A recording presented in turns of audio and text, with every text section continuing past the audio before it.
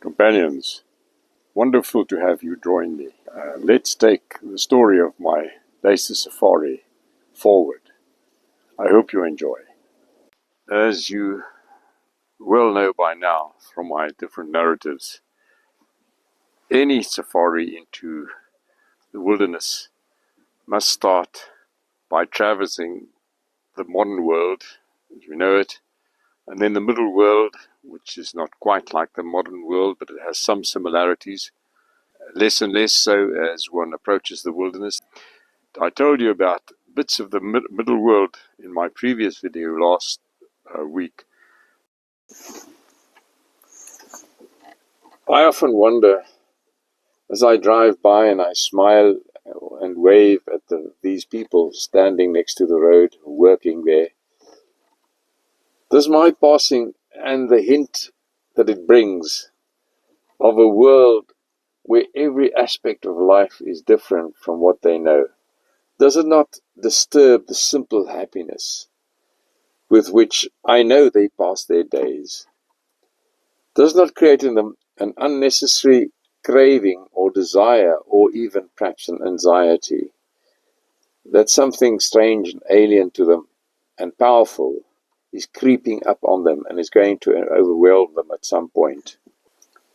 Some people may object to this, but even the little bit that I am able to peer into their lives as I drive by, I get the sense that, yes, it's a simple life, and it is hard in its way, because it is devout of many of the amenities that we are used to. And the emphasis is on used to, because these people have adjusted to not having those amenities.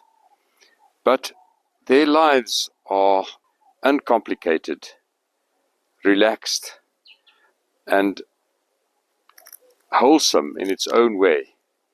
And I think very often far happier than the average modern world life. It's interesting to me, always when I drive through Africa, these middle world and edge of the wilderness people have a very strong affinity for the road. They always have their dwellings right up against the road, even though it's a dusty road, and they spend a lot of time in the road itself. This game location here, which is quite interesting, is right on the edge of the road under a tree, and that's where they obviously spend quite a bit of time. There's a seat for the spectators, and then there are the benches on which the players sit. You can see what the game looks like. I always become concerned when I observed, I guess well-meaning, modern world people coming here to the edge of the middle world with teachings and methods and technologies which are alien and inappropriate and unsustainable in this world.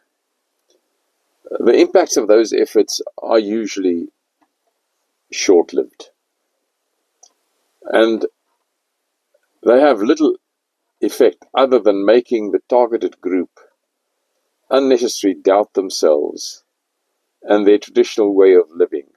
With that comes stress and unhappiness, I feel, and I think it's sad. Companions, I hope you enjoyed that.